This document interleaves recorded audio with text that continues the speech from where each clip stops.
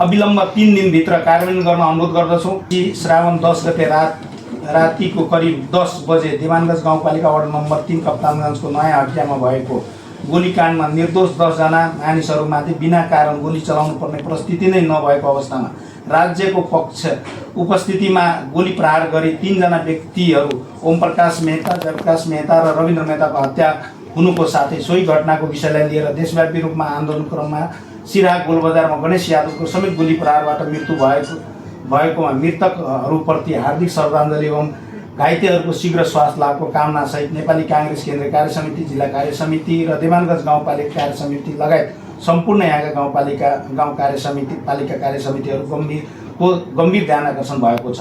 यसको विषम परिस्थिति, धार्मिक जातीय द्वन्द्व हुन नदिन र देशमा अमन चैन राख्न एवं लोकतन्त्रको रक्षा गर्ने नेपाली काङ्ग्रेसको दायित्व हो भन्ने कुरो हामी प्रष्ट बुझेको हुँदा हिंसा नभड्कियोस् भनेर हामीले आफ्नो दायित्व निर्वाह गरेका छौँ।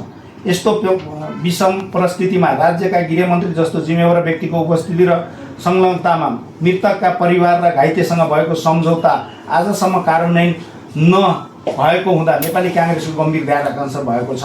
तसर्थ तफसिलका मागहरू अविलम्ब 3 दिनभित्र कार्यान्वयन गर्न अनुरोध गर्दछौँ। साथै उक्त मागहरू कार्यान्वयन नभएमा नेपाली काङ्ग्रेस सुनसरी चरणबद्ध शान्तिपूर्ण आन्दोलन गर्न बाध्य हुनेछ र यसको सम्पूर्ण जिम्मेवारी नेपाल सरकार हुनेछ। हाम्रो मागहरू: 1. गृहमन्त्रीले परिवारसँग गरेको सम्झौता कार्यान्वयन गरियोस्।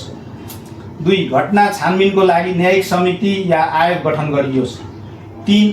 घटनाको घाइतेको अवस्था सार्वजनिक गरी सुविधा सम्पन्न अस्पतालमा उपचार गरियोस्। घटनाबाट क्षति पुगेका आम नागरिक एवं व्यवसायीहरूको क्षतिपूर्ति प्रदान गरियोस्। 5. जिल्लामा शान्ति सुव्यवस्था र अमन चैनको व्यवस्था मिलायोस्। केदार भण्डारी जिल्ला सभापति, अयुब अन्सारी क्षेत्रीय सभापति सुनसरी 4, निरामणी सुमिति क्षेत्रीय सभापति सुनसरी 2, गफार अन्सारी महासमिति सदस्य, श्यामलाल मेहता प्रदेश सभापति सुनसरी 2, अजमल अख्तर आजाद प्रदेश प्रतिनिधि एवं वेद नारायण गजदार दुबी नगर सभापति एवं महासमिति सदस्य, राजन मेहता इन्द्रवा नगर सभापति।